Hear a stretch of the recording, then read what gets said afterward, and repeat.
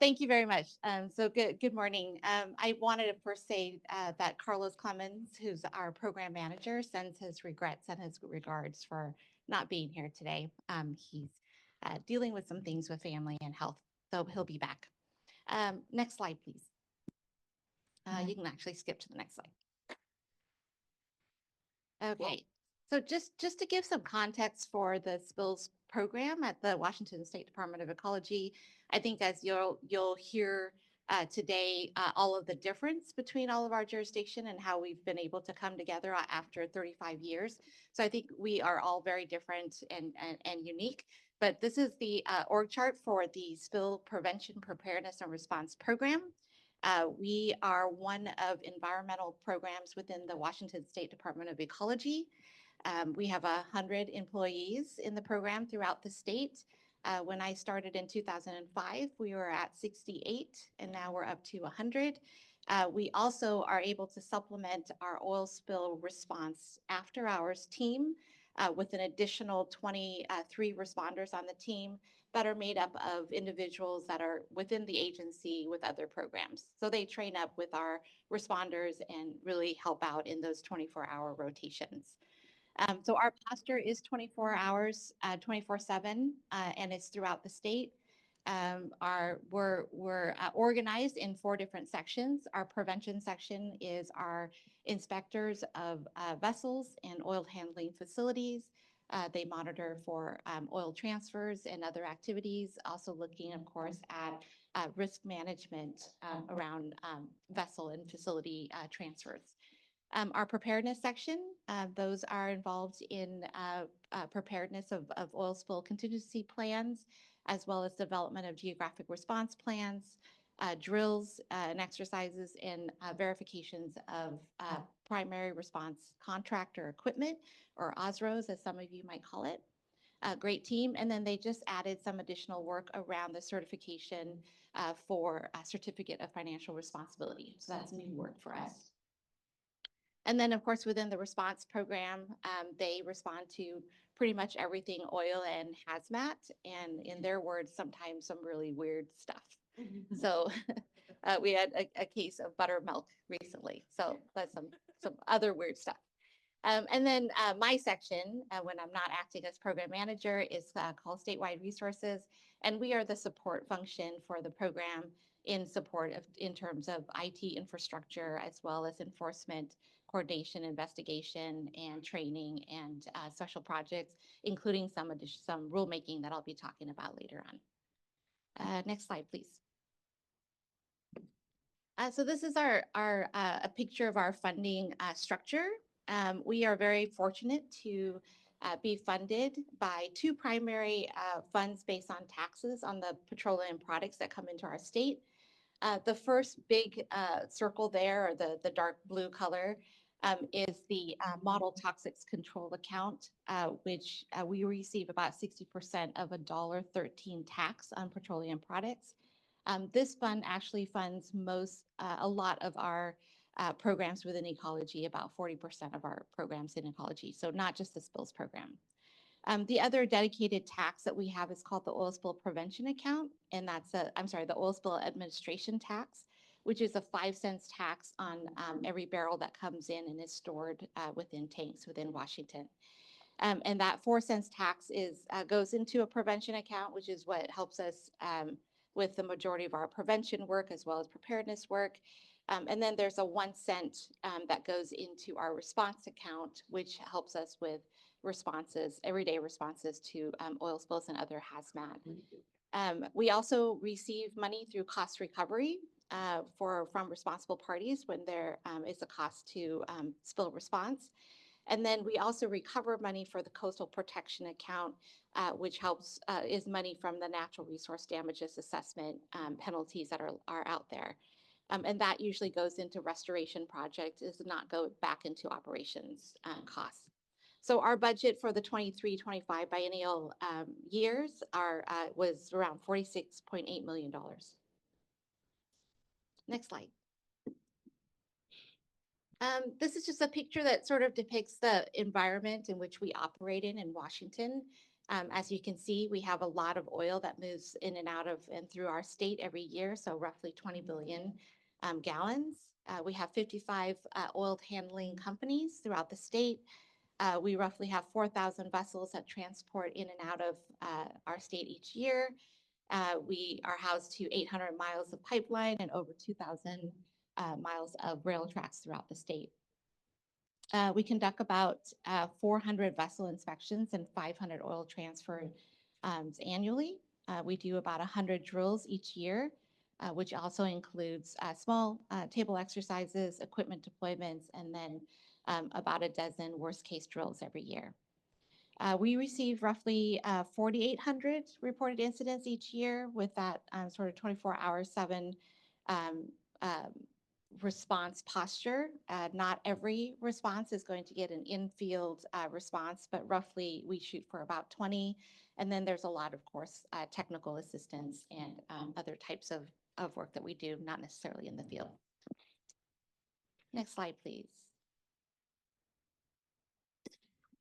Rules and regulations. Again, this is something that was completed and adopted in June of 2024 was our Certificate of Financial Responsibility program.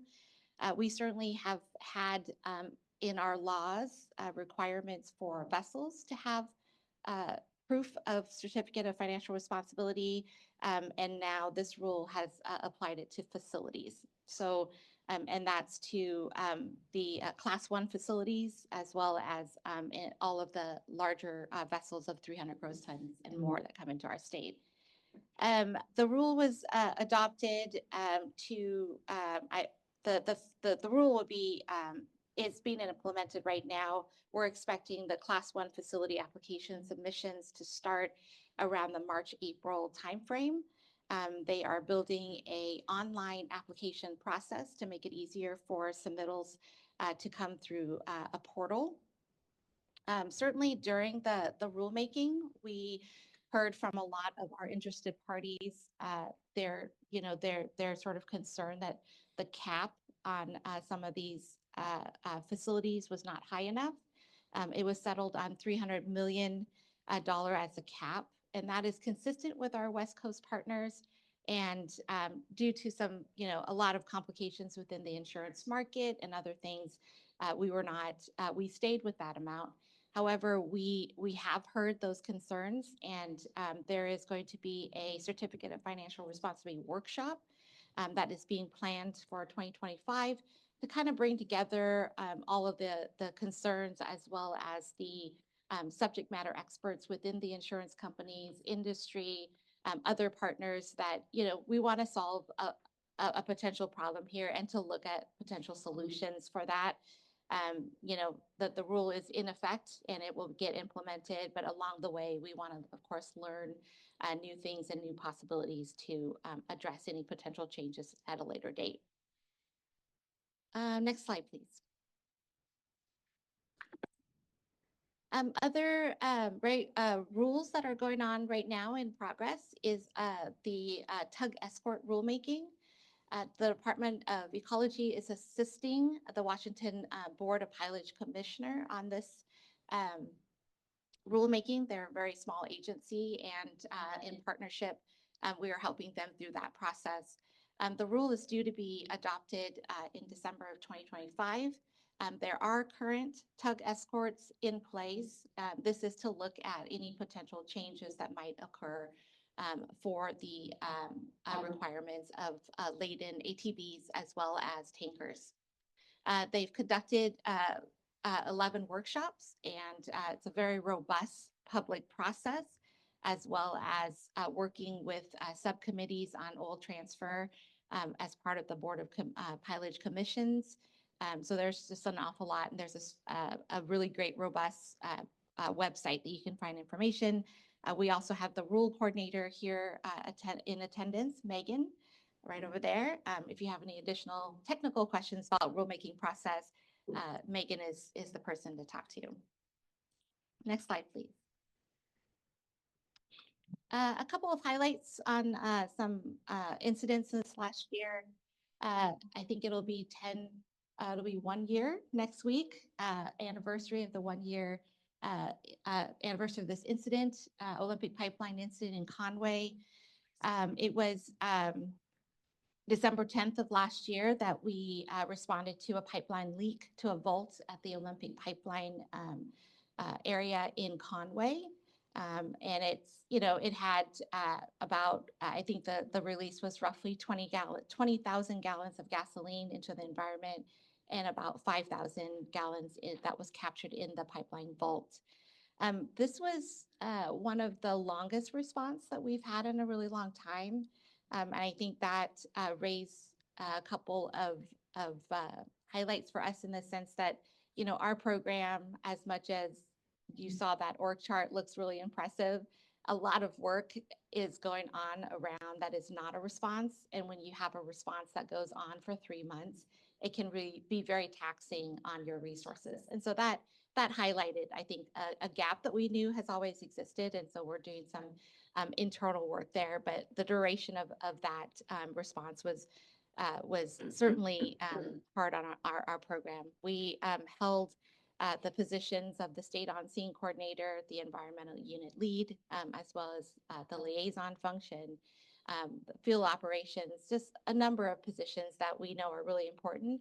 But again, the rotation of 3 months for people who that's not their primary job, unlike the responders, it became very taxing on the program at large. This incident was unique whenever there's land impacts as well as water. A lot of soil got moved, a lot of soil vegetation, culvert dam issues, and it was near an elementary school, as well as, of course, homeowners. And one road in, one road out, that can complicate things. So our liaison function was a very robust in, dealing with the public's concern over, odor, traffic, noise, a lot of work that was happening. So we definitely learned a lot of really great lessons from the liaison standpoint. This, of course, being the Olympic pipeline happening, with its history of the Bellingham pipeline, that brought a lot of attention to an incident. But I think overall the response went well with all of the partners that were available. And, again, over 3 months is a long time. So taxing on pretty much everybody. But I think the response overall was a successful response for sure. Next slide, please. We won't linger on this very long. This is a case study that will be covered here this afternoon. But again, highlighting another kind of long response for our program, certainly complicated by not having an RP affecting possibly 3 states. So just a lot of work in terms of the coordination, the virtual command aspect of things. And highlighting that, we do all come together when we need to, even across 3 different states. Next slide, please. Another response here that was a very bad weekend for a lot of boats. This was a weekend that was extremely busy for our program, along with the Tug Luther. We also were handling 29 other incidents over the weekend of just, recreational boats that just got caught up in the extreme weather, the severe windstorm that was happening that weekend. So super busy. So this is the Tug Luther, where it lost its tow when it was towing a cement barge off the coast of Washington during the severe windstorm. The emergency response towing vessel, the ERTV, stationed in Nia Bay, as well as the Canadian response vessel, the Atlantic Raven, fortunately was on scene and was able to assist for a little bit until the tow line broke. The cement barge then lost its tow and went missing for a few days.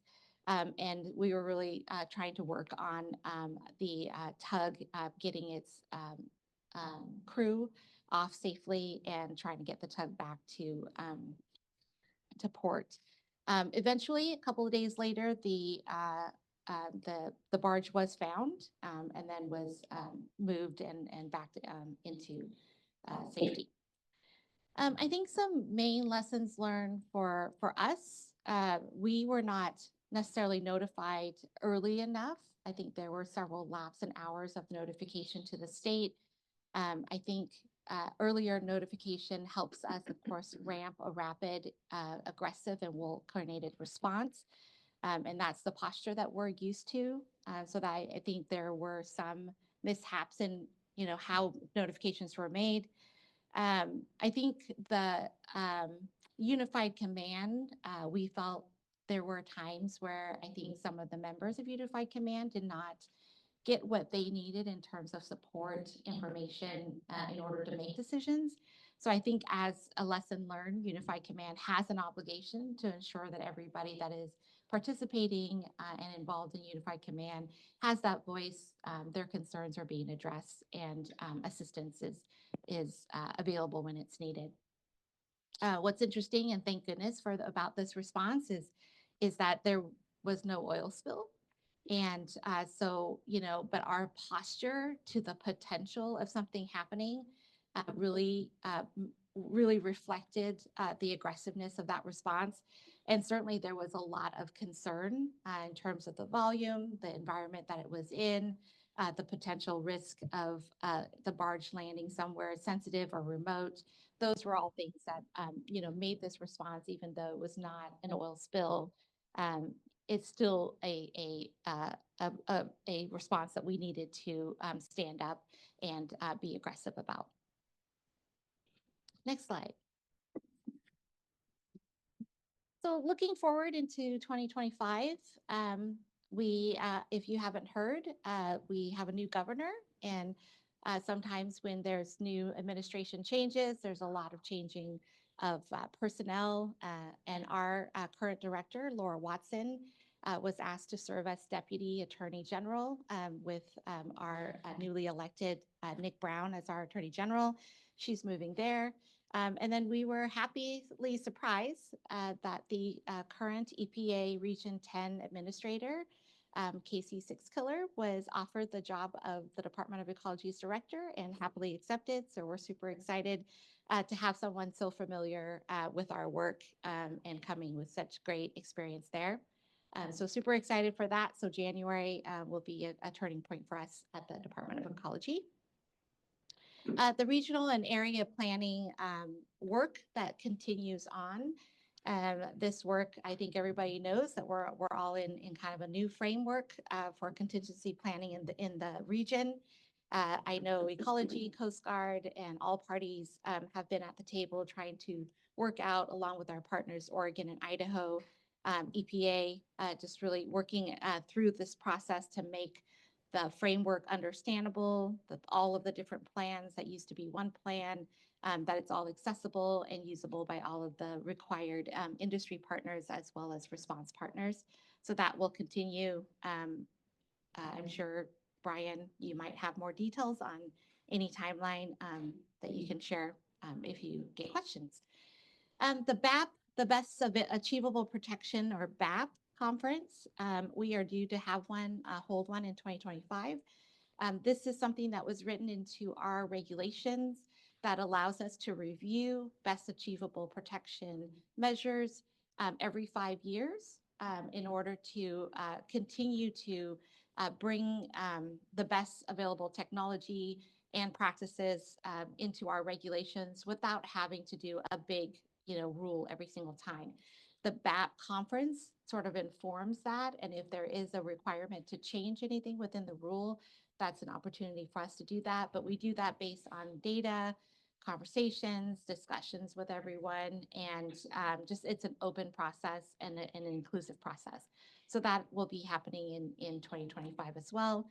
Some of the topics that they're looking at is non-floating oil assessment, overflights, aerial observation, some gap analysis for our current planning standards, and certainly to address some of the concerns about the increased vessel traffic from the Trans Mountain Pipeline expansion. We have heard a lot of that concern within our interested and non-governmental organizations throughout our state. The other topic, which you'll hear later on a panel, is about the alternative marine fuel initiative. The International Maritime Organization Carbon Reduction Strategy has set an aggressive target to reach a net zero greenhouse emission from the international shipping by 2050, which is driving this shift towards alternative zero or near zero greenhouse fuels. Ecology certainly is preparing to help with the transition by supporting or encouraging the safe transition to low and zero carbon maritime fuels to not only align with our regulations, but also the federal regulations for transferring liquid hazardous substance to and from our vessels within our waters. But you'll hear more about that later on. And we do have that as sort of keyed up for what we're trying to do within the Department of Ecology. Lastly is the electric vehicle battery fire study. Earlier this year, the Washington State Legislature directed the state fire marshal to conduct a study on the environmental and human health impacts from EV battery fires. Ecology is consulting on the environmental aspect of the study, including hazardous material management, disposal, and cleanup of EV fires. There was a work group that was established that included the state agencies with jurisdictions over the different aspects of EV battery fires. And they are due to submit a report to our legislature January 1 of 2025. I'll make sure that those get posted at our website and then shared around here with the jurisdiction. And I think that is my last slide. I'm happy to take any questions.